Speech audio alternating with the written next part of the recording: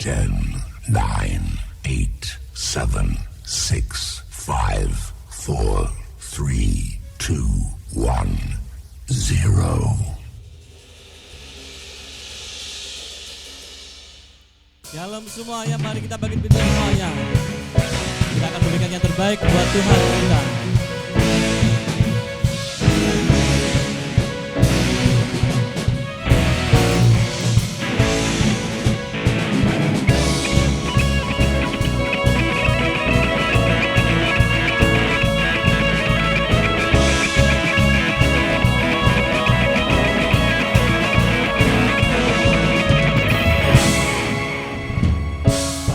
Siapa kau bandingkan kekuatannya yang heran?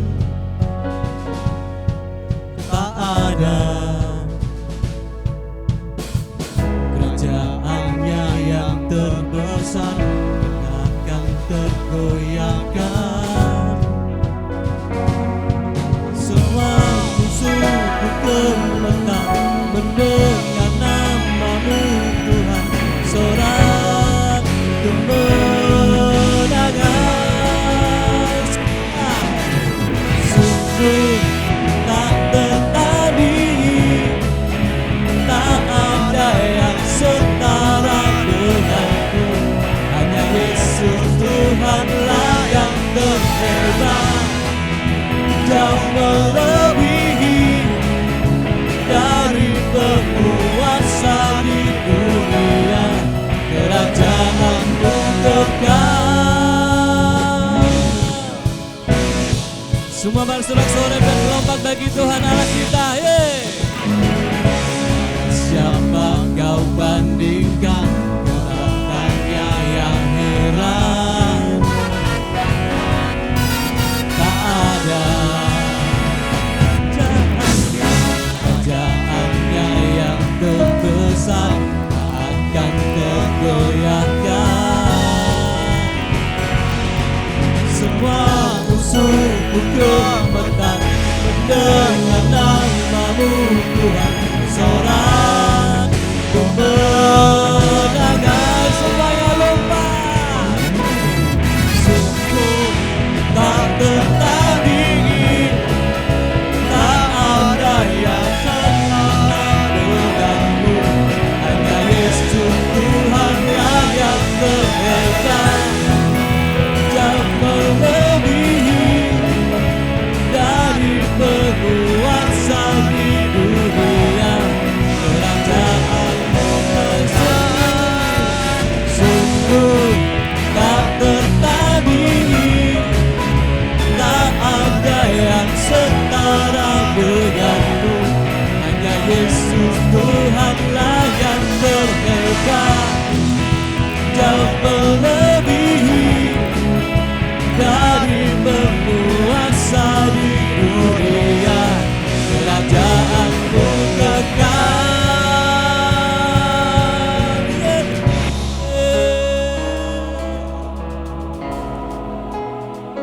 Kita punya Allah yang tidak tertandingi. Ada amin semuanya.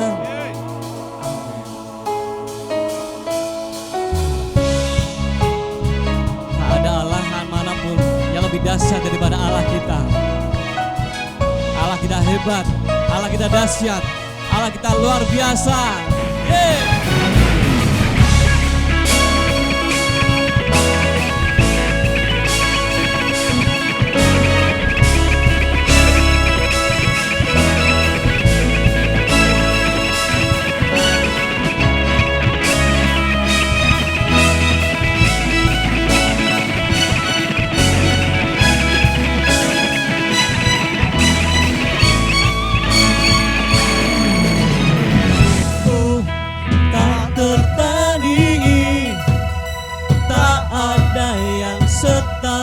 Denganmu, hanya Yesus Tuhanlah yang terhebat, jauh melebihi dari penguasa di dunia. Kerajaanmu kekal, tak tertandingi, tak ada yang setara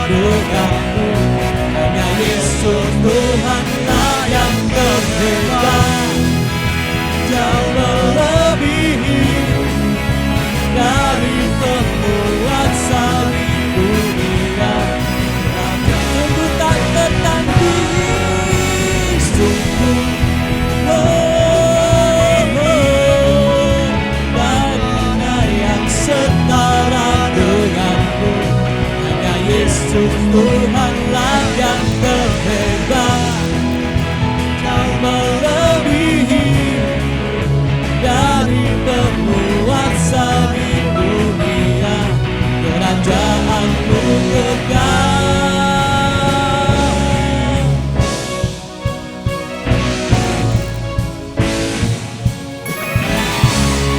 Sorakan haleluya.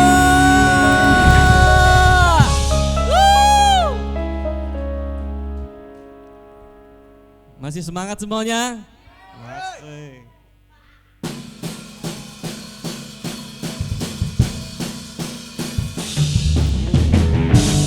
Sungguh kami bangga Tuhan punya Allah seperti-Mu Tuhan. Allah yang perkasa, Allah yang luar biasa. Hey!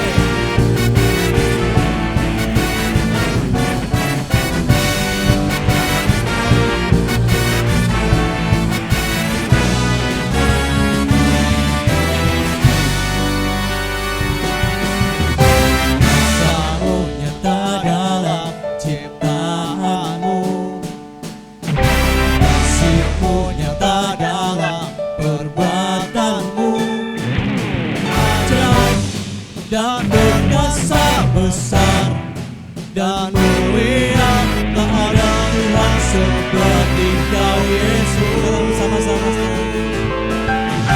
kuasa-Mu nyata dalam ciptaan-Mu, kasih-Mu nyata dalam perbuatan-Mu, ajaib dan berkuasa besar dan mulia, tak ada Tuhan seperti Kau Yesus.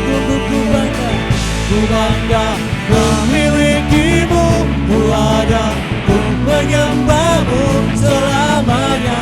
Kaulah Tuhan di hidupku, nama-Mu dahsyat termegang, berkuasa atas segalanya, dari kekal sampai kekal. Kaulah Tuhan. Katakan haleluya.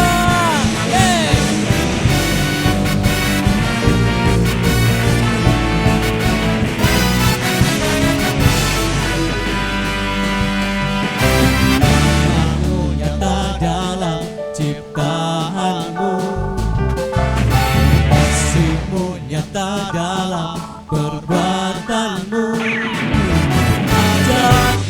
dan berkuasa besar dan mulia, tak ada Tuhan seperti Kau Yesus. Sungguh ku bangga Tuhan, ku bangga memiliki-Mu, ku ada untuk menyembah-Mu selamanya. Kaulah Tuhan di hidupku, nama-Mu dahsyat termegang, berkuasa atas segalanya, dari kekal sampai kekal. Kaulah Tuhan. Ku bangga memiliki-Mu, ku ada untuk menyembah-Mu selamanya. Kaulah Tuhan di hidupku, nama-Mu dahsyat termegang, berkuasa atas segalanya, dari kekal sampai kekal. Kaulah Tuhan.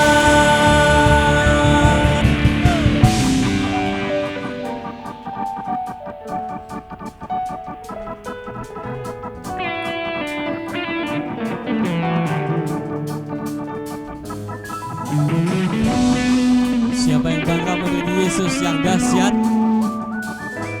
Ada amin semuanya. Tuhan kita luar biasa dan dahsyat. Tidak ada Allah yang lebih dahsyat daripada Allah kita. Amin semuanya.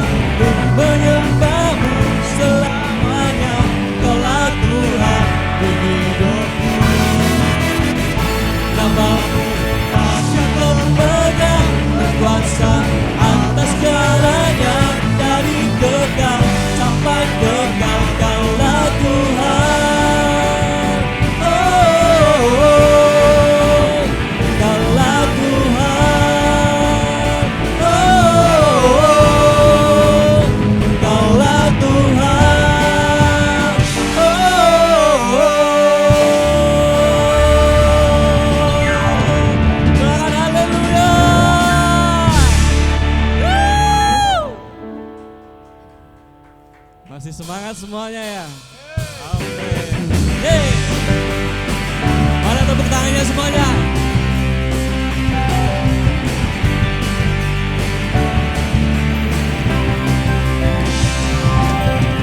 Tak terlukiskan kasih yang kau berikan, karya termegah, tiada bandingannya. Dekap kasih-Mu Tuhan, dekap kasih-Mu, setia menjagaku. Kau nyatakan bahwa Yesuslah Tuhan. Lompat bersama-sama, yeay. Maha kuasa, maha mulia, Kau bertata atas semesta. Maha mulia, maha kuasa, maha mulia, sekarang sampai selamanya. Yeay. Dekap kasih-Mu, dekap kasih-Mu, setia, setia menjagaku. Dan ku nyatakan bahwa Yesuslah Tuhan. Dan katakan bersama-sama, maha kuasa, maha mulia, Kau bertata atas semesta. Maha kuasa, maha kuasa, maha mulia, dulu sekarang sampai selamanya.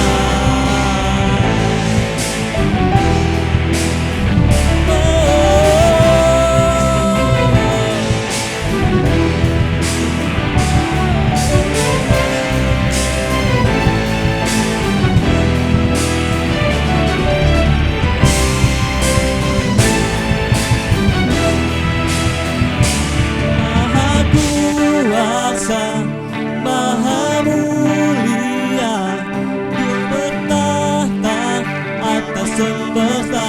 Maha kuasa, maha kuasa, maha mulia, dulu sekarang sampai selamanya. Maha kuasa, maha kuasa, maha mulia, Kau bertata atas semesta. Maha kuasa, maha mulia, dulu sekarang sampai selamanya. Sampai selamanya.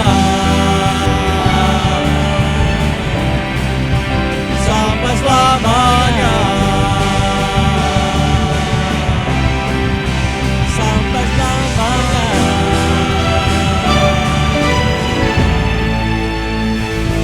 Sorakan lebih lagi, haleluya. Yeay. Woo. Oke, kita siapkan hati kita untuk kita akan mendengarkan firman Tuhan.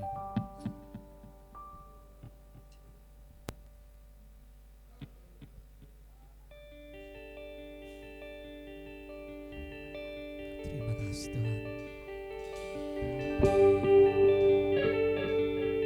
Siapkan hati kita, siapkan hati kami Tuhan untuk kami mendengarkan firman-Mu Tuhan.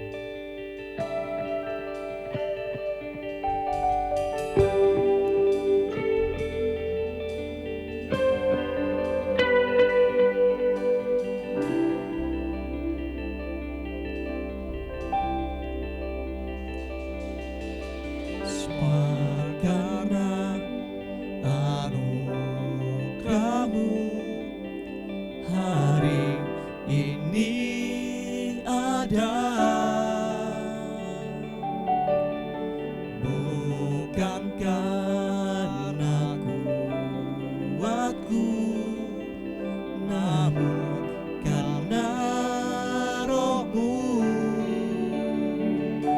ku bawa hatiku, penyembahanku,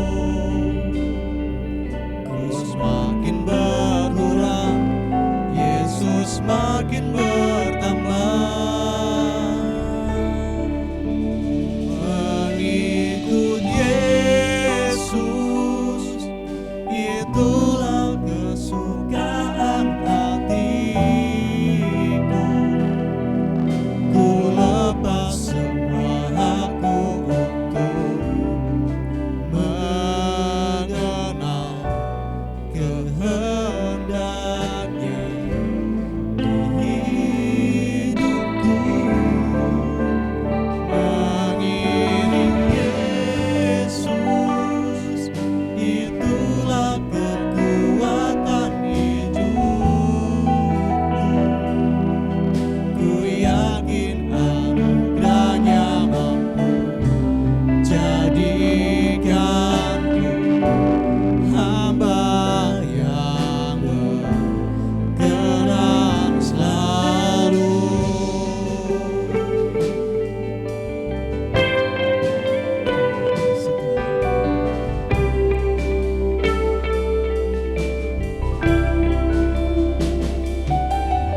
Semua karena anugerahmu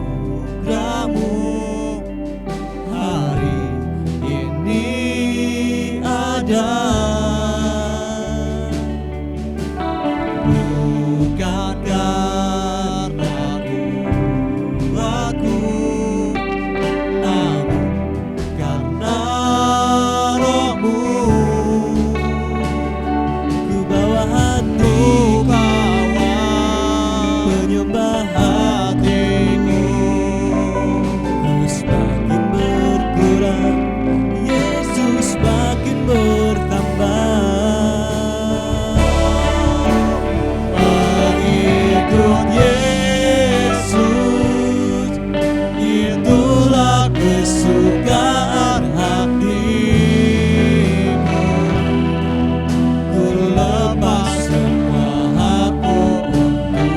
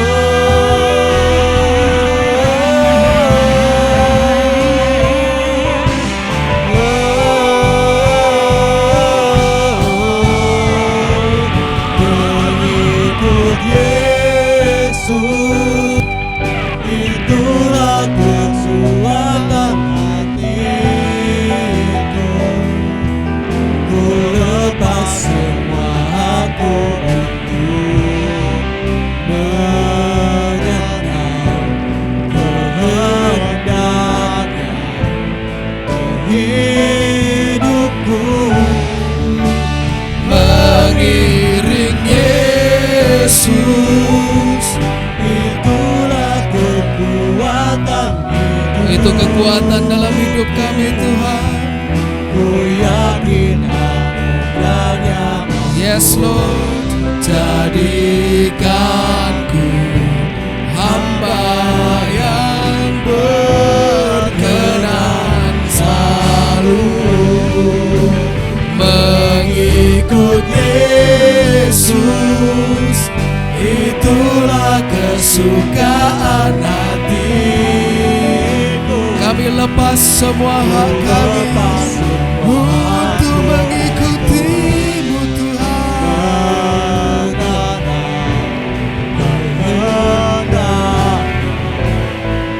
Hidupku mengiring Yesus. Itulah kekuatan hidupku. Ku yakin anugerahnya mampu jadikanku hamba yang berkenan selalu. Ku yakin anugerahnya mampu jadikanku hamba yang berkenan selalu.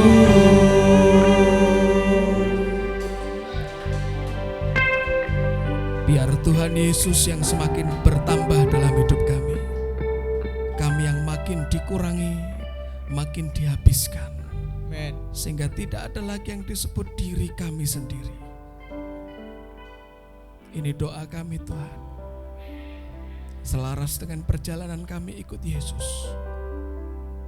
Semua kedagingan kami, semua ego kami, semua pikiran, perasaan dan kehendak yang bertentangan dengan kehendak roh itu dihabiskan. Sampai Tuhan yang ditinggikan dalam hidup kami, bukan yang lain. Korabashatakaya rabasatakaya rabasiteke. Koya rabasatakaya rabasiteke. Biar jadi doa setiap kita. Mengikut Yesus, itulah kesukaan hatiku Tuhan.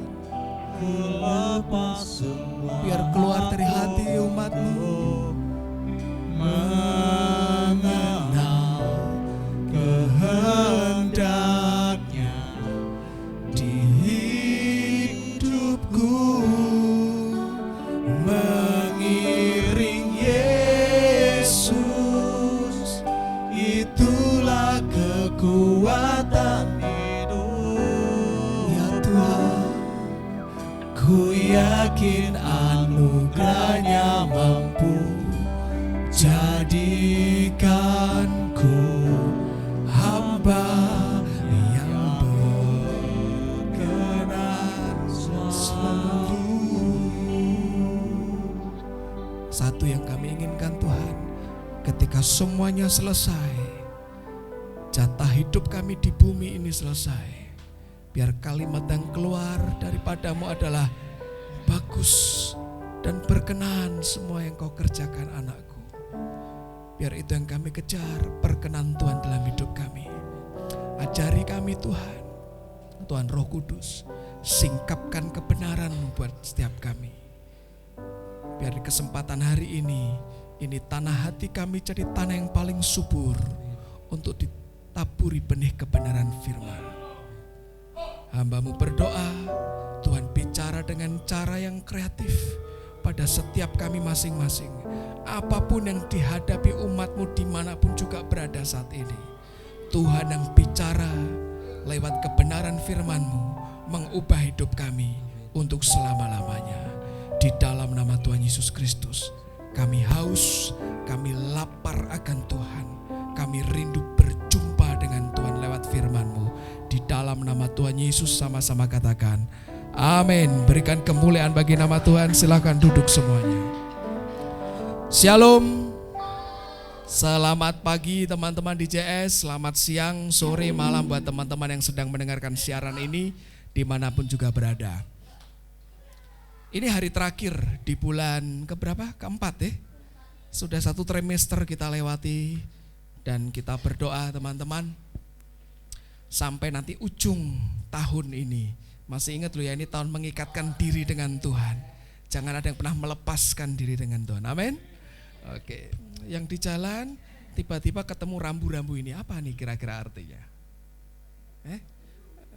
Pak enggak tahu, waktu bikin SIM itu saya nitip Pak, jadi tiba-tiba tinggal foto keluar. Jadi enggak ngerti, apa nih kira-kira ya? Simbol apa nih kayak gini? Ini yang sudah megang SIM C, SIM B1, B2, B3, B10 mesti yang ngerti semua nih. Apa ini artinya? Ini loh, ya tahu lalu lintas, enggak mungkin simbol masa ini.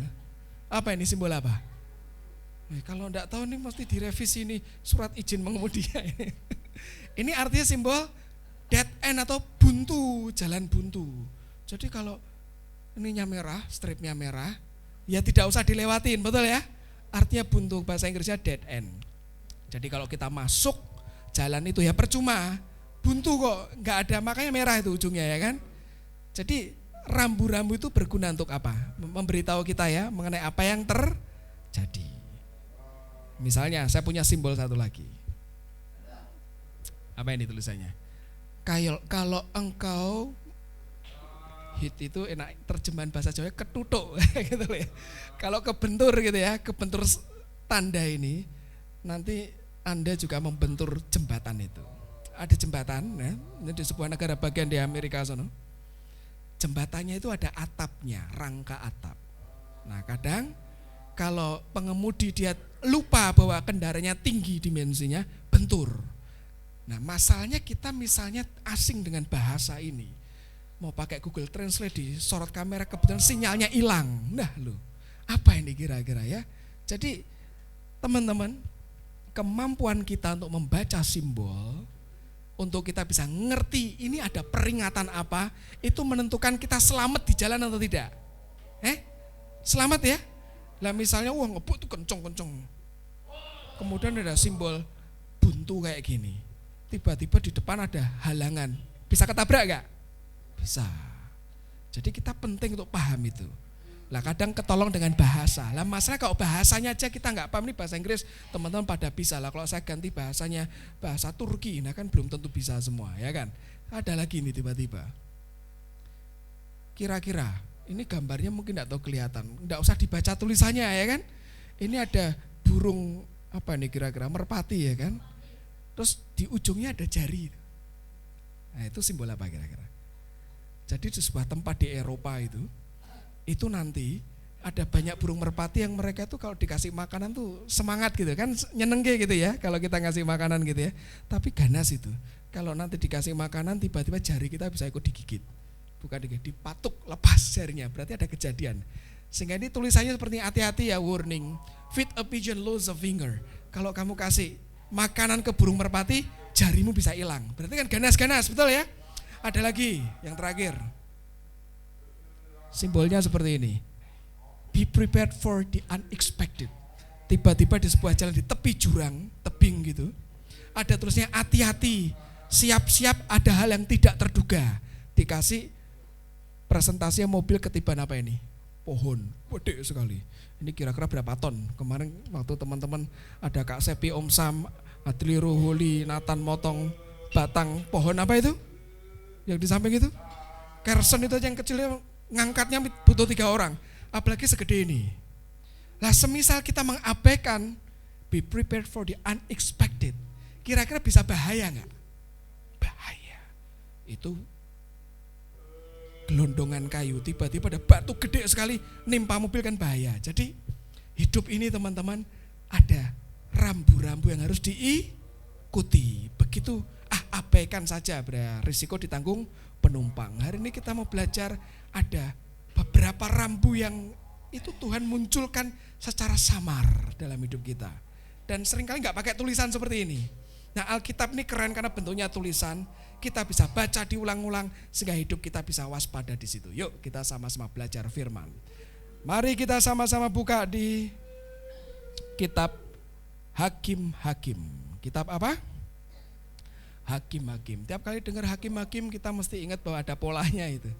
Bangsa Israel tidak nurut, ada hukuman, muncul hakim. Betul gitu ya? Oke, kita buka Hakim-Hakim 5. Ayat yang ke-6, ini lirik lagu sebetulnya. Ibu Deborah, beliau nyanyi lagu kemenangan. Hakim-Hakim 5, ayatnya yang ke-6. Judulnya adalah Nyanyian Deborah. Ayat 6, demikian firman Tuhan. Dalam zaman Samgar bin Anat, dalam zaman Yael, kafilah tidak ada lagi. Dan orang-orang yang dalam perjalanan terpaksa menempuh jalan yang berbelit-belit. Dalam zaman apa? Samgar bin Anat dan zaman Yael. Ini cerita soal apa sebetulnya? Ada yang tahu kafilah? Mesti ingatnya peribahasa ya. Anjing menggonggong, kafilah tetap berlalu. Kafilah itu bahasa Inggrisnya caravan sebetulnya. Jadi rombongan, bisa rombongan pedagang, rombongan orang yang bermigrasi ke negara lain, atau rombongan ya orang punya tujuan sosial. Nah di zaman Samgar, itu kan zaman hakim-hakim ya, nanti kita lihat. Itu rupanya, coba sekarang saya copot zamannya ya. Pada zaman Om Sam tinggal di Semarang tahun 2023. Orang-orang tidak mau lewat jalan arteri utara Yosudarso. Mereka milih muter lewat Simpang 5, Telogosari, muter lewat Demak, muter Banyumanik, nembus lewat Kalibanteng. Berbelit-belit lah jalannya kan? Ya kan? Kenapa kira-kira kayak gitu? Loh Pak, ada jalan deket kok Pak. Ke Tanah Mas lewat arteri utara. Kok muter sampai Banyumanik? Ada beberapa ya kan? Yang pertama jalannya rusak. Yang kedua, ya banjir. Yang ketiga, ya macet bisa jadi. Yang keempat, ada apa? Wah bahaya itu nanti kalau lewat situ ada begal. Hai, ya, kayak kita apalagi rombongan karavan, kafilah. Itu bawa perbendaharaan harta banyak. Kita ingat ya teman-teman, zaman Samgar itu zaman di mana orang Filistin itu menduduki negeri itu. Yuk sekarang kita mundur, buka Hakim-Hakim yang ketiga. Hakim-Hakim 3 ini aneh. Alkitab kadang itu main kode. Hakim-Hakim 3 ayat yang ke-31. Coba perhatikan ada berapa ayat itu dalam satu perikop. Ayat 31. Hakim-Hakim 3 ayat 31, judul perikopnya Samgar. Ada berapa ayat? Cuman satu. Ya seringkali ini kayak selingan ya, kita lagi nonton film ada iklannya, tek satu.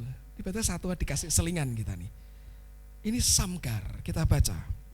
Sesudah dia, bangkitlah Samgar bin Anat. Ia menewaskan orang Filistin dengan tongkat penghalau lembu. Saya ulangi lagi. Ia menewaskan berarti ngapain? Membunuh. Dengan tongkat penghalau lembu, 600 orang banyaknya. Demikianlah ia juga menyelamatkan orang Israel. Sudah selesai. Kisahnya selesai di situ. Menurut saya ini keren sekali ya. Kita tengok dulu ada 12 hakim Israel. Ya. Pasca Yosua mangkat meninggal, ada 12 hakim. Yang pertama dari Otniel, yang terakhir Samson atau Simpson itu. Tapi kita nggak bahas satu-satu, kita sorot aja yang namanya siapa? Samgar. Samgar ini bukan nama Yahudi, bukan nama Ibrani, itu nama bangsa lain sebetulnya. Kita ngerti ya, seringkali Tuhan itu pakai orang-orang bangsa non-Yahudi, non-Israel untuk jadi orang-orang tokoh di Alkitab. Setiap kali nanti kita ingat Samgar, ingat yang namanya apa? Tongkat penghalau lembu. Dengan tongkat penghalau lembu membunuh berapa orang? 600. 600 ini lebih dari sekampung ini loh. Lebih banyak. Pak, kok bunuhnya pakai tongkat penghalau lembu? Hari itu Israel lagi diembargo sama orang Filistin, dijajah. Embargo itu apa? Tidak boleh punya senjata. Nanti dilihat ya di yang nyanyian Deborah. Hari itu tidak ada seorang pun orang Israel punya tombak, punya pedang. Tidak boleh. Jadi nanti kita lihat kenapa sampai ada peristiwa pembunuhan ini. Oke. Sekarang kita tengok dulu Hakim-Hakim 3:31 tadi. Ia menewaskan orang Filistin dengan apa ini? 3 kata, tongkat, penghalau, lembu. Bahasa Ibraninya malmat itu goad. Oke. Goad itu kayak tongkat gitu. Kemudian habakar artinya ox atau lembu. Nanti beda ya, ox sama cow itu beda. Sama-sama lembu dan sapi kan beda itu. Sekarang kita tengok. Ini bentuknya kurang lebih kayak gini. Yang tidak lihat saya ceritain. Bentuknya tongkat panjang, ujungnya ada apa nih ini? Kayak sabit kecil ya. Kayak baji gitu, sabit kecil. Loh Pak, tongkat penghalau apa tadi? Lembu. Nah kalau ujungnya kira-kira kayak gini, menghalau lembunya pakai ini kan berarti kan luka nggak lembunya? Teman-teman ngerti ya? Nanti kalau di sini ada yang peternak ya, peternak dengan skala yang gede sekali. Itu lembu itu tidak bisa hanya dihalau dengan disebat ceplak gitu. Kadang sedikit ada perlukaan sedikit aja. Dan kalau seorang gembala, peternak yang sudah mahir, dia hanya dalam tanda kutip melukai lapisan kulit atasnya saja sudah cukup membuat lembu itu kaget setengah mati. Dia nurut di situ. Nah bayangin dengan ini 600 orang Filistin itu serdadu, levelnya level tentara. Persenjataan asumsinya lengkap. Mati loh 600 orang Filistin ya. Sekarang kita lihat. Cara kerjanya kurang lebih tongkat penghalau lembu kayak gini. Ini lembunya, oke, ini bajaknya, penghalaunya seperti ini. Jadi disebat ceplik ceplik ceplik kalau mereka ogah-ogahan gitu ceplak pelan-pelan kayak gitu. Nah kaget kan lembunya mau nengok balik kan nggak bisa dipasang apa ini namanya itu kuk, oke? Dia tendang ke belakang percuma juga. Ya sudahlah kita bergerak lagi. Tapi namanya lembu mungkin memorinya terbatas. Setelah 15 menit ogah-ogahan lagi jalan, ceplak lagi cedak, jalan lagi. Ada enggak orang-orang kayak gitu? Kalau kita tengok sekeliling kita. Oh ya Pak dulu aku ya kayak gitu. Kalau enggak diceplak sampai sakit kena di hatiku enggak bergerak. Hati-hati loh. Seringkali Tuhan itu pakai cara kayak gitu loh. Firman Tuhan itu ya, sering kalian nusuk ke dalam sampai kita bergerak. Dalam tanda kutip diberi perlukaan di jiwa. Seringkali perlu kayak gitu. Orang kalau tengok sekilas ya, kisahnya Samgar itu membunuh 600 orang Filistin, bukan orang sembarangan, dengan tongkat apa? Penghalau lembu. Itu kan simpel tuh sebetulnya. Dengan apa yang pada diri kita, apa yang kita bisa dan apa yang sedang kita kerjakan mengalahkan musuh. Amin? Betul gitu? Kan sebetulnya firman berkata simpel segini loh. Hari ini apa yang kita kerjakan sesederhana apapun itu, kalau kita kerjakan segenap hati, kita kenal dengan alat itu bisa jadi sebuah sesuatu yang luar biasa. Betul gak? Banyak orang di dunia ini, mereka bangun perusahaan gede-gede levelnya internasional, itu dimulai dari yang sederhana, betul? Modalnya kadang ya apa yang ada. Bahkan kalau kita lihat sekarang, orang bisa bangun jaringan hotel tanpa punya kamar satu pun, betul? Kalau lihat Airbnb, orang kalau mulai taksi online tuh, perusahaannya tidak punya mobil loh, tidak ada armada.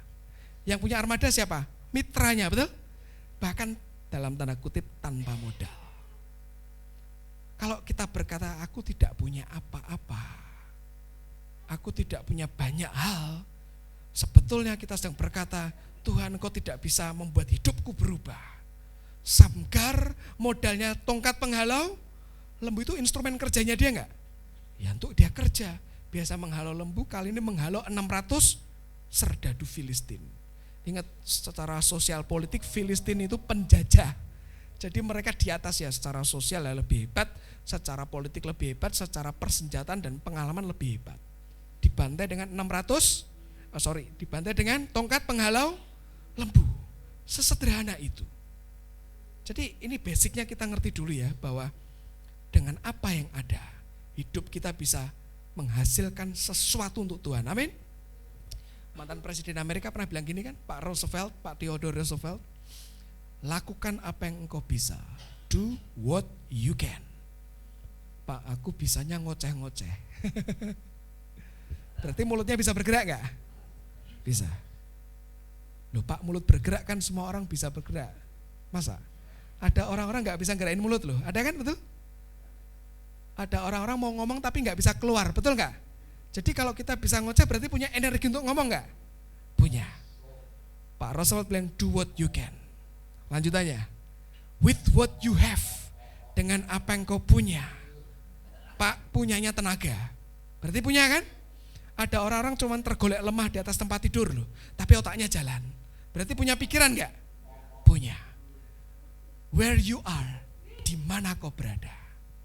Kan orang seringkali berkata gini, saya baca status orang teman saya di luar pulau itu bagus. Bahagia itu sekarang, bukan besok. Sekarang loh, jangan bikin kalau aku sudah punya ini, sudah ada di sini, sudah mencapai ini baru bahagia. Enggak loh, bahagia itu sekarang. Where you are, di mana kau berada sekarang. Kalau kita kerjakan yang kita bisa, dengan apa yang kita punya, hidup kita bisa jadi berkat enggak? Bisa, plus bisa jadi kutuk buat orang lain. Kita punya mulut, kita punya pikiran, diputar balik jadi alat kejahatan, bisa ngerusak orang lain enggak? Bisa. Loh, sesederhana itu loh. Sayang yuk kita sama-sama ke Pengkhotbah teman-teman. Kita lihat sambungannya di sini. Pengkhotbah 12. Konon yang menulis Pengkhotbah adalah putra dari Daud, yaitu siapa? Salomo. 12 kita tengok ayat ke-11. Ini dah ujung-ujung tulisannya beliau. Konon Pengkhotbah ditulis ketika raja sudah usia lanjut, di titik frustrasi hidupnya. Lucu ya, orang punya segalanya di dunia, segalanya punya, frustrasi loh dia, bahkan depresi. Di bagian ujung ini dikasih judul akhir kata. Kata-kata orang berhikmat seperti apa? Kusa, bukan rusa loh, kusa. Dan kumpulan-kumpulannya seperti paku-paku yang tertancap diberikan oleh satu gembala. Apa itu kusa? Ada yang tahu kusa? Pak salah ketik itu Pak, bukan kusa itu. Yuk kita tengok KBBI ya, Kamus Besar Bahasa Indonesia. Kusa ada dua jenis. Yang pertama itu tongkat yang ujungnya diberi besi berkait untuk mengemudikan gajah. Mirip yang tadi enggak? Tongkat penghalau lembu, ada apanya tadi? Kaitannya. Yang kedua rumput, jelas enggak? Mungkin rumput ya. Nah sekarang kita tengok ada angkusa. Angkusa itu tongkat gancu, tongkat berpengait untuk mengemudikan gajah. Oke, kurang lebih kayak gini bentuknya. Mirip kan? Mengemudikan apa? Gajah. Teman-teman ngerti enggak? Secara morfologi badan gajah itu tidak untuk dinaiki loh. Kalau lagi dicek nanti ya di YouTube ya. Itu tulang-tulang itu menjorok ke arah atas. Jadi kalau didudukin, gajah itu kesakitan luar biasa. Sehingga dia ya otomatis karena sakit gak mau nurut kemana-mana. Untuk mengendalikan dikasih apa ya? Kasih angkusa atau kusa itu tadi loh. Mirip modelnya, lebih ngeri kalau gajah. Kalau tongkat penghalau lembu agak di bahasa Jawanya itu dicutik gitu ya. Disentuh dikit ujung kulit arinya, kulit jangatnya itu. Kalau gajah mungkin agak ditusukin gitu. Sehingga dia sampai dia nurut. Dirusak mentalnya sampai gajah itu seperti itu. Sekarang perhatikan Alkitab berkata seperti apa. Ya. Kata-kata orang berhikmat seperti kusa dan kumpulan-kumpulan seperti paku-paku yang tertancap diberikan oleh satu gembala. Teman-teman kalau pegang Alkitab elektronik boleh dicek versi BIMK Bahasa Indonesia Masa Kini. Alkitab berkata perkataan orang arif itu seperti tongkat tajam seorang gembala. Tongkat yang dipakainya untuk melindungi dombanya.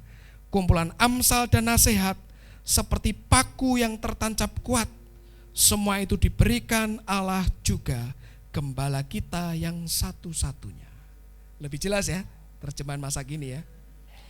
Tongkatnya tajam, dipakai untuk melindungi apa? Domba. Kita ini dombanya Tuhan atau bukan? Domba. Nah, perkataan hikmat itu, perkataan firman itu seperti kusa. Itu bisa dipakai untuk melindungi kita atau justru untuk mendisiplin kita. Firman kan bermata dua, betul kan? Jadi kalau kita lagi baca Alkitab, harusnya kalau kita baca tidak pernah bosan. Karena satu teks yang sama mau dibaca sejuta kali. Itu sejuta penafsiran yang baru Tuhan berikan. Itu namanya pewahyuan. yang di situ, betul ya? Jadi kita mau teman-teman di sini sudah baca Alkitab belasan kali, Kejadian sampai Wahyu. Harusnya tidak bosan. Semakin kita baca, semakin kita kayak gali sumur itu, keluar sumber yang mancar baru terus. Harusnya seperti itu. Nah, kadang waktu baca itu ada beberapa ayat tuh hidup, yang disebut rema itu, nusuk sampai ke dalam itu, menegur kita, membongkar yang di dalam. Nah, itu lagi jadi yang namanya angkusai atau kusai tadi. Tapi ketika kita dikuatkan, kita merasa aku diayomi, dilindungi, itu jadi tongkat kusa yang melindungi kita. Amin. Tapi kalau kita nolak, enggak lah, aku enggak mau ditegur dengan perkataan firman, apalagi kalau kita lagi baca sendiri tiba-tiba kuat nusuk ke dalam. Respon kita apa ya? Sederhana tuh, nurut. Begitu tidak nurut, itu seperti kita lagi baca rambu-rambu yang tadi loh. Ada jalan buntu, terabas saja. Kira-kira kalau jalan buntu kita tabrak, yang remuk siapa? Yuk kita. Berapa hari yang lalu saya perjalanan dari luar kota, masuk ke rest area. Tiba-tiba ada mobil tuh mundur dari arah samping kanan. Saya refleks menghindari, mobil saya pepetkan ke arah kiri, tanpa saya sadar, ada bagian trotoar tuh kelihatannya agak menjorok ke atas batu-batunya. Jadi dua ban sebelah kiri, depan, belakang gesek semua ke area itu yang agak tajam itu. Dan tidak butuh waktu lama, tidak sampai 5 menit, untung saya perjalanan keluar dipanggil teman-teman dari tenda sebuah mobil terkenal di Indonesia. Pak, banyak parah Pak. Saya turun, wah ajaib, haleluya. Itu kempes semua dua-duanya, anginnya habis, sobek gede banyak itu. Ajaib, itu 300 kilo dari Semarang itu. Jadi ya karena itu ada sesuatu yang tidak harusnya enggak diterabas, saya terabas. Yang rugi siapa? Ya kita sendiri. Jadi kalau ada kusa sedang diarahkan ke kita, dan kusa itu tajam loh. Hanya dengan modal semacam kusa itu tadi, Samgar bunuh berapa? 600. Di pihak Filistin itu sebuah kerugian besar. Di pihak Israel itu jadi alat perlindungan, bahkan Samgar diangkat jadi hakim yang ketiga. Nanti teman-teman baca urutan hakim dari Samgar ya. Teman-teman, kita lihat ya. Saya lompat dulu yang soal kusa tadi. Ini versi New Living Translation berkata, the words of the wise, kata-kata orang bijak are like cattle proach. Hewan ternak itu kalau mau diatur terus pakai tongkat itu agak tajam. Kalau di Indonesia saya belum pernah lihat, mungkin teman-teman di daerah Anda masing-masing ada itu. Tapi daerah Jawa ini saya belum pernah ketemu, ada ujung runcingnya. Dan ujung runcing ini berfungsi sebagai memori sebetulnya. Kalau ini ternak ya, dia cerdas. Sebetulnya salah satu ternak yang cerdas itu apa? Sayangnya dia sering dijadikan kata makian itu. Ngerti babi? Babi hewan cerdas loh.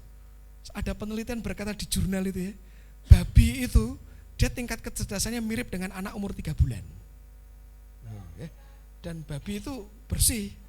Konon ya, saya tidak pernah ngurus babi. Jadi dia tidak pernah kalau dia mau buang air itu dia akan ada, tidak pernah di toilet training loh. Dia cari tempat untuk buang air sendiri. Nah, Pak, tapi dia suka berkubang di lumpur.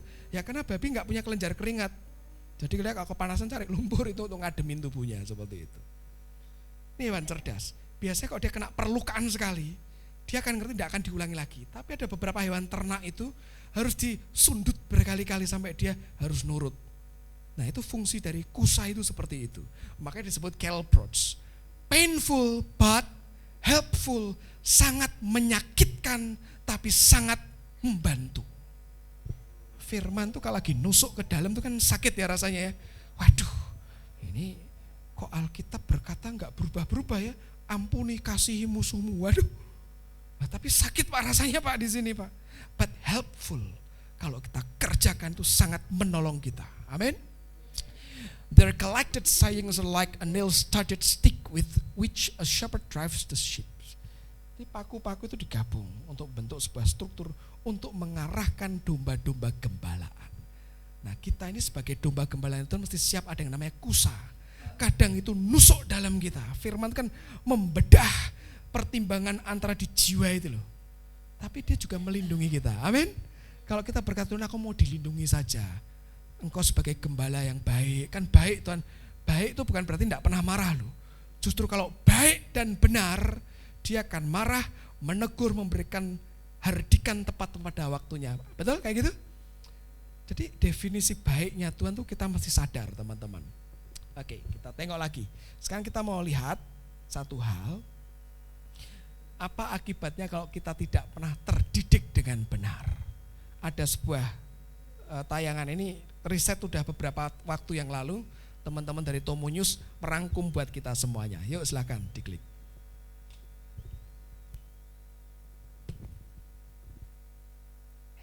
Warganet Indonesia belum lama ini mendapatkan predikat baru sebagai netizen yang paling tidak sopan se-Asia Tenggara menurut hasil riset yang dilakukan oleh Microsoft.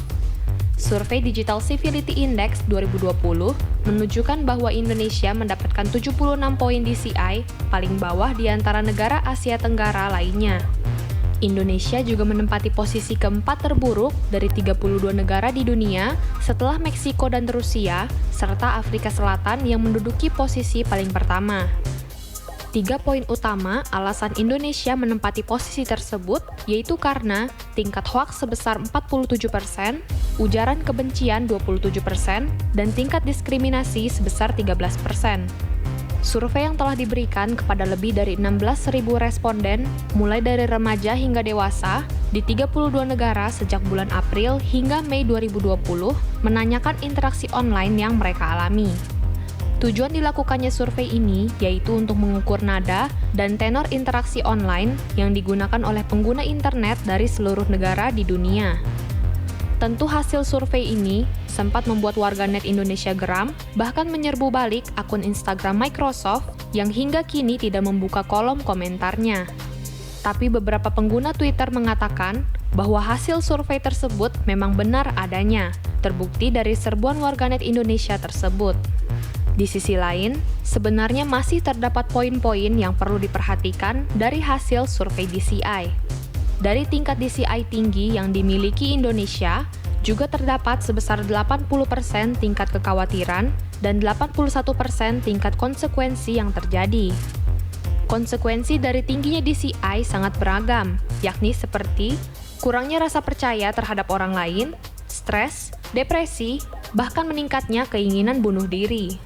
Walau gelar netizen paling tidak sopan se-Asia Tenggara tadi mendatangkan marah dari warganet Indonesia, ternyata di balik itu memang banyak faktor-faktor penyebab yang perlu dijadikan pembelajaran bagi warganet Indonesia.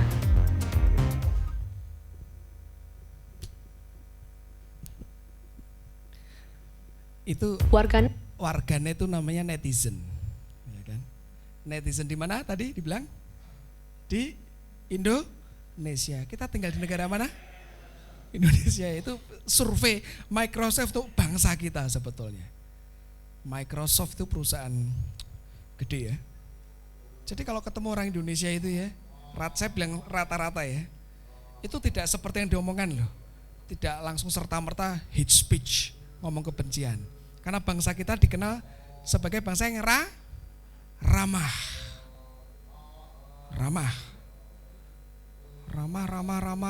Jadi marah kayak gitu. Karena ada satu lagu yang anak Betawi itu ya, pokoknya anaknya sopan tapi jangan kasih dia sebuah sakit hati, nanti jadi mati kamu. Kayak gitu. Itu kurang lebih bangsa ini seperti itu loh. Saya ngomong ini berdasarkan survei dan juga penelitian loh ya, bukan asumsi belaka. Tapi kenapa tiba-tiba begitu pakai HP kemudian bikin komentar itu bisa beda sekali. Jadi ada survei yang bilang seperti ini kan, netizen Indonesia paling tak sopan se-Asia Tenggara. Tadi kan seperti itu. Kemudian netizen Indonesia paling gak sopan se-Asia Pasifik, naik lagi gelarnya nih. Tinggal nunggu naik sedunia lah. Kan sudah dari Asia Tenggara masuk ke kawasan Pasifik loh. Tapi kalau ketemu, oh iya, hehehe, begitu di hadapan layar keluar tanduknya semua. Kok bisa gitu? Lucu ya? Tapi di saat bersamaan penelitian juga bilang orang-orang kayak gini rentan stres loh, rentan depresi, akhirnya bunuh diri. Teman-teman, yang namanya ada dua, saya kasih dua contoh aja. Kalau kita marah, itu energi yang sama itu bisa dipakai untuk nyalain listrik serumah loh. Kalau marah, orang omong kotor, omong negatif, ngomong ujaran kebencian, itu dampaknya merusak tidak hanya ke yang terima omongan tuh. Misalnya ketemu si A gitu ya, wah kamu tuh bla bla bla bla bla bla bla. Itu kan kayak ngelempar panah ya kan, luka itu. Sebetulnya yang ngomong juga luka. Jadi yang di dalamnya luka. Karena orang hanya bisa mengeluarkan yang di dalamnya sini, betul? Kalau yang di dalam ini kotor, ya itulah yang keluar. Kalau dalamnya bersih, ya itu yang keluar. Cara ngeceknya gimana? Ya dibuka kerannya. Kita ngerti di atas itu tandonya bersih atau tidak, caranya gimana? Ya dibuka tandonya, keluarkan airnya. Pertama kali sekian belas tahun yang lalu kita pindah di sini, tiap kali nyalain air lah, kok coklat kayak kopi susu gitu loh. Kita tunggu, oh mungkin sudah lama ya, sejam 2 jam tetap coklat. Oh besok coba cek, masih coklat. Akhirnya saya naik, saya cek, wah kan dalam sekali nggak kelihatan. Tidak ada caranya, kita kuras karena tidak ada yang berani masuk ke situ. Dulu tandanya lebih gede lagi, saya masuk ke dalam pakai tangga itu kurang lebih 15 cm itu lumpur semua loh ternyata. Karena sudah sekian lama rumah nggak ditempati ya, kuras sekian jam seharian bersihin itu tuh. Setelah clean, dibuka jadi jernih, dalamnya bersih, pasang filter dan sebagainya. Jadi mulut ini sebetulnya corong ini. Ini amplifier dari yang di dalam sini loh, yang di hati. Misal Anda dengar, oh aku ini baik, cuman mulutku saja ini agak error.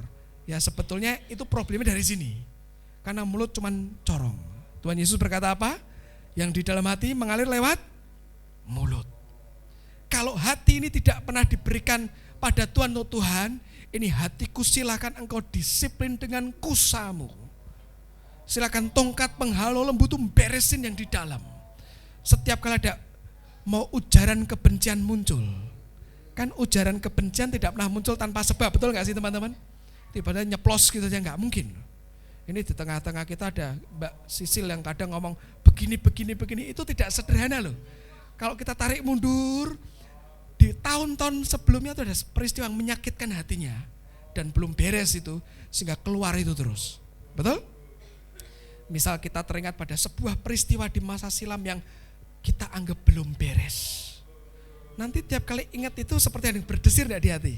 Kadang berdesir loh, kadang jengkelnya itu masih bisa membara, kadang sampai muka merah padam. Tapi kalau sudah gak ada masalah, bahkan kita bisa mentertawakan hal itu, betul gak? Beberapa waktu lalu Adliru ini kakinya termumulan itu, apa tuh, cantengan itu, kesenggol dikit sakitnya luar biasa. Pakai sepatu sakitnya luar biasa. Yang sakit sepatunya atau kukunya?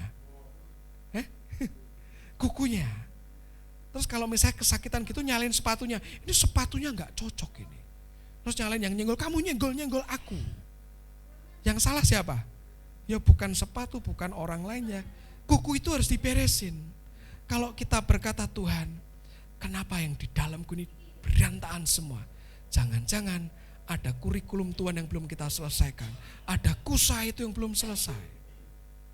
Tiba-tiba ada seorang mahasiswa datang ke saya, Pak, saya enggak bisa ujian. Loh kenapa? Dari kampus kantor bilang ada satu mata kuliah yang belum selesai, Pak. Padahal itu di semester dulu saya lupa, Pak. Ya wis, selesaikan dulu baru ujian. Pending tahun depan. Seringkali hidup kita enggak pernah kemana-mana, cuman kita tambah tua aja. Dan pengalaman kita sebagai manusia nambah, tapi rohanya enggak berkembang. Jangan-jangan kusa itu ketika mulai ditusukkan oleh gembala kita kayak lembu, melawan terus tapi tidak pernah beres. Saya berdoa hidup kita tidak seperti itu, amin. Terakhir Amsal kita buka. Ini yang mesti kita apal semua ya. Amsal 18 ayat 21. Kita baca bersama-sama dengan suara keras ya. Amsal 18 ayat 21. 1, 2, 3. Hidup dan mati dikuasai lidah. Siapa suka menggemakannya akan memakan buahnya. Bahasa Inggrisnya mengatakan seperti ini. Death and life are in the power of the tongue, and they that indulge it shall eat its fruit. Mereka yang indulge, memanjakan lidahnya, memakan buahnya. Dimanjakan itu apa artinya? Aku suka kok, harus dipenuhi. Aku maunya gini, harus dipenuhi, kan manja kan gitu kan? Dimanjain. Dulu ketika kami ikut pelatihan, karena kalau SMA itu kan konon pencarian jati diri. Jadi karena saya masuk klub-klub yang lain, saya pikir saya cocoknya di sini aja lah. Saya masuk pramuka sampai level yang tertinggi waktu itu. Kami gemes karena kami waktu di pelonco, kami di hutan itu. Badan saya tidak karu-karuan. Masih ada satu teman kami, bajunya masih putih itu. Dan kami juluki dia itu anak mami gitu loh. Karena kalau kena debu dikit cowok nih ya, dia langsung begini-begini gitu loh. Kami jangan gimana nih caranya anak mami nih biar kotor kayak kami nih, jahat-jahat semua kami kayak gitu. Akhirnya ketika dia dapat kesalahan, ikut guling-guling, kami bersorak-sorai kayak gitu. Itu enggak boleh kayak gitu, jahat ya. Karena dimanjain, dia tidak terbiasa dengan kotoran, tidak terbiasa dengan alam terbuka sehingga badannya memang kasihan. Karena terlalu steril gampang gatel, iritasi gitu loh. Ketika ada sesuatu yang dimanjakan, itu sedang mengurangi kekuatannya sebetulnya. Seperti adalah salah satu cara merusak seseorang, merusak manusia, merusak sebuah kelompok, merusak sebuah bangsa. Dengan cara apa? Dimanjakan. Kasih subsidi terus. Nanti tidak punya daya juang. Kasih yang gampang terus. Teman-teman pernah ketemu gini, nah, ada guru yang kalau ketemu siswa, Bu susah, ya sudah enggak usah belajar, enggak apa-apa. Bu PR-nya susah, ya sudah tak kasih yang 1 tambah 1 sama dengan 2 saja. Bu ini perkali susah, ya sudah perkalinya yang 1 kali 1 saja ya. Ada guru kayak gitu? Enggak ada tuh ya. Mesti akan grade-nya tambah lama. Guru yang benar tuh malah semakin susah, semakin oke. Mengeluarkan yang di dalam. Lah kalau dimanjakan, berisiko sekali merusak hidupnya. The Message memberikan terjemahan seperti ini dari Amsal. Words kill, kata-kata membunuh. Words give life, kata-kata memberikan kehidupan. They're either poison or fruit. Mereka itu bisa jadi racun atau jadi buah. You choose, kau yang pilih. Kata-kata kita ini ya, kalau tadi firman kan kusa. Kata-kata kita juga bisa jadi kusa bagi sesama kita. Betul enggak? Kita keluarkan satu des, kamu ini kok begini ya? Des. Itu nancep ke hatinya. Terus kita tiba-tiba sadar, aku salah ya, datang. Kan baik ya kita datang mengaku salah, minta maaf, baik kan? Baik dong, kan banyak orang gak mau minta maaf, nih minta maaf. Tapi sudah dimaafkan, kira-kira memorinya itu ke orang itu masih ada gak? Masih. Jadi kita tancepin, kita cabut, ada bekas lukanya enggak? Ada. Pak kan bisa dikasih amplas Pak, kemudian didempul Pak. Emangnya hati kita mobil? Bisa enggak? Makanya seringkali orang ngomong think before you speak gitu lah. Mikir sih sebelum ngomong. Tapi kan kadang-kadang ada aja kasus ini mulut lebih cepat ketimbang otak dan hati. Makanya words kill, words give life. Apakah mulut kita ini mau jadi kusa, tongkat penghalau lembu menghalau Filistin, atau dibalik itu menghalau orang-orang sesama kita? Saya berdoa di tengah-tengah kita nih selalu ngomongnya lah, ngomong-ngomong memberikan kehidupan, amin. Sekalipun tuh sulit loh. Kenapa kok sekalipun sulit? Karena biasa di situasi tersulit, paling tidak enak, tidak nyaman, aslinya kita keluar, betul gak sih? Aslinya keluar. Kalau mau tahu aslinya kita tuh pas lagi sulit itu loh. Pas ketemu kesulitan, nah itu aslinya muncul. Kalau semuanya enak ya asik. Kalau di gereja ini kan enak semua ya kan? Semuanya senyum. Makanya seringkali ada orang bilang, kalau mau tahu aslinya seseorang jangan pas di gereja, Senin sampai Sabtu itu loh. Nah itu ya aslinya kayak apa? Kalau podoe, ya oke. Tapi kalau begitu di gereja, saya benar mau masuk gereja nih, pasang topeng kudus dulu. Nah di luar kudusnya keluar semua. Saya berdoa semuanya dari hati kita ini beres oleh Tuhan, amin. Kapanpun ada kusa diarahkan ke hati, nyundul hati kita, responi dengan benar. Kalau sudah di sini hatinya benar, mulutnya pasti benar. Tidak usah main topeng lagi. Memang tidak ada topengnya. Tidak usah pakai mode. Mode itu maksudnya apa? Oh, kalau ketemu sama Esther, aku tak ngomong yang baik-baik. Nanti ketemu sama Martin tak ngomong yang bebek-bebek gitu. Tidak ya. Semuanya tulus dari dalam hati. Kalau sudah seperti itu orang tulus itu tidak usah dicari berkat dan pasti ngikuti, amin. Tulus kok soalnya. Tidak ada hidden agenda tersembunyi. Dengan apa yang ada dikerjakan. Pak, tidak bisa. Samgar pakai tongkat penghalau lembu 600 orang beres. Pak, aku cuman bisa modal ucapan mulut tok ini loh Pak. Kerjaku tidak bisa bagus. Mulai dengan ucapan mulut yang positif, seluruh tubuh akan ngikutin. Amin. Kalau kita ngomongnya negatif, enggak mungkin bisa. Aku enggak bisa, kalah dan sebagainya. Para psikolog bilang 50% kalah hidup kita. Tapi kalau kita ngomongnya Filipi 4 ayat 13, apa itu? I can do all things through Christ which strengthen me. Aku dapat melakukan segala sesuatu dalam Kristus yang memberi kekuatan kepadaku. Amin. Semuanya pasti bisa. Loh, orang dunia aja maksa dirinya dan bisa, walaupun akhirnya remuk. Apalagi anak Tuhan, ada karunia roh yang menguatkan. Lagu tadi dikatakan apa? Ku yakin anugerahnya apa? Mampu loh. Mampu. Itu sadar enggak teman-teman, lagu yang kita nyanyikan lagu serem loh itu loh. Mana bagian seramnya? Refnya gimana? Mengikut Yesus itulah kesukaan hatiku. Ini bagian seramnya. Ku lepas semua hakku untuk mengenal apa? Kehendaknya. Teman-teman ngerti melepas hak? Kita punya hak untuk marah. Kita punya hak untuk menuntut. Kita punya hak untuk dilayani, kita punya hak untuk menyimpan kebencian. Pak, aku diperlakukan kayak gini, mana ada manusia yang tahan Pak. Ya kan? Tapi ikut Yesus itu enggak rasional. Saya kasih tahu ikut Yesus, Yesus saja dibilang gila. Kalau guru kita dibilang gila, kita juga dibilang yang sama, marah enggak kita? Ya enggak usah marah. Karena firman Tuhan ditemuin filsafat dan prinsip dunia enggak akan ketemu. Melepas hak artinya, maaf katanya saya sering ngobrol dengan mami, kita tidak bisa kayak manusia normal.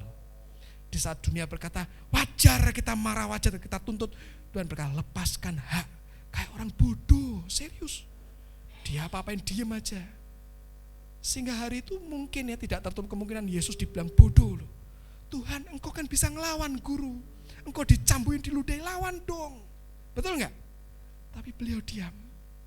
Melepas hak, ngikuti kehendak Bapa. Begitu tongkat penghalau lembu dicemetikan dalam hati kita, lepaskan hak kita untuk protes. Hidupmu berubah, hidupku berubah. Amin. Yuk tutup Alkitab, kita berdoa. Terima kasih Tuhan, benih firman itu biar masuk dalam batin kami.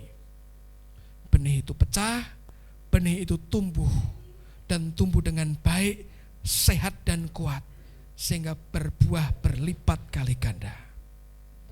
Biar ketika kusa itu disentuhkan dalam hidup kami, ada ketaatan mutlak yang keluar, ada kerelaan yang keluar, ada kesediaan melepaskan hak demi hak yang keluar dalam hidup kami. Anugerah-Mu memberi kesanggupan, anugerah-Mu memampukan.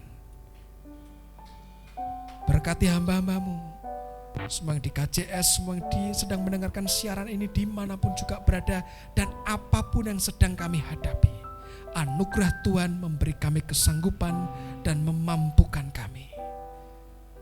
Kami terima dengan iman di dalam nama Tuhan Yesus. Kami mengucap syukur. Amin. Puji Tuhan, firman yang sangat memberkati kita semua ya. Oke, selamat pagi, siang, sore, malam buat teman-teman yang menyaksikan ibadah kami lewat YouTube. Terima kasih sudah like, komen, subscribe. Semoga tetap menjadi berkat buat kita semua.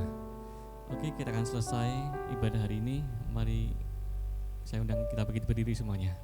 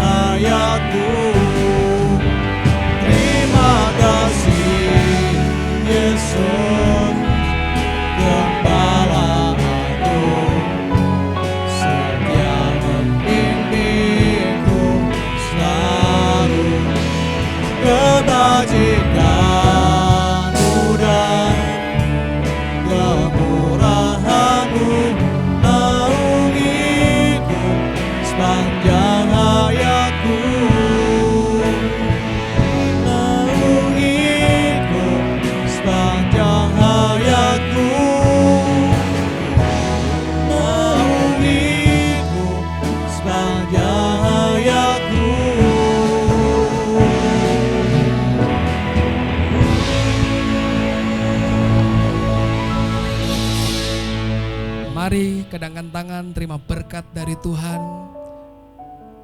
Kasih karunia Allah Bapa dalam Kristus Yesus dan berkat persekutuan yang intim karib dengan Tuhan dianugerahkan pada kita semuanya. Bukan karena kebaikan kita, bukan karena jasa-jasa baik kita dan semua yang kita miliki, tapi murni anugerah Tuhan. Kami terima dengan limpah, berkat dengan utuh. Kami terima di dalam nama Tuhan Yesus Kristus. Roh, jiwa, dan tubuh kami terpelihara sempurna. Makin hari makin kokoh teguh iman kami dalam Kristus Yesus. Sepanjang minggu ini kami serahkan ke tangan Tuhan.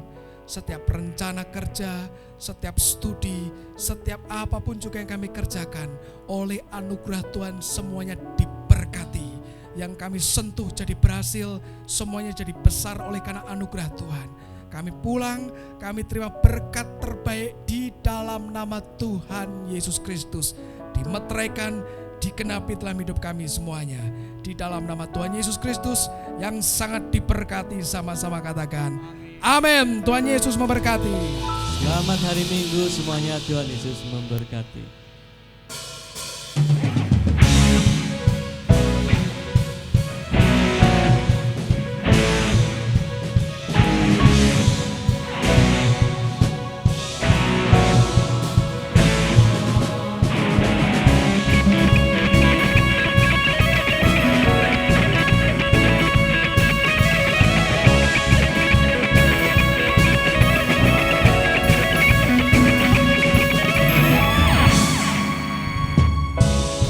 Siapa kau bandingkan kekuatannya yang heran? Tak ada kerajaannya yang terbesar, tak akan tergoyahkan. Semua musuh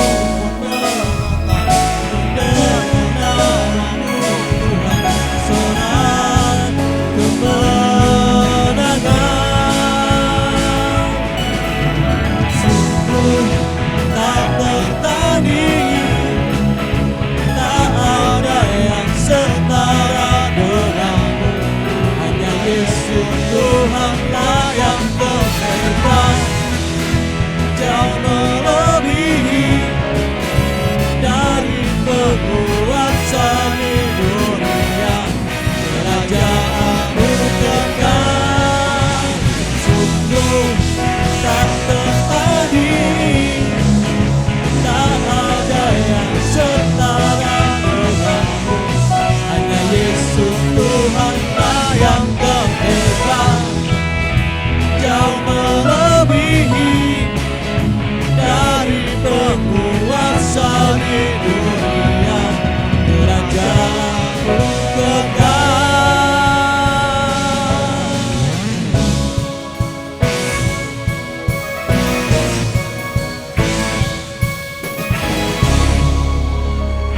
Terima kasih dari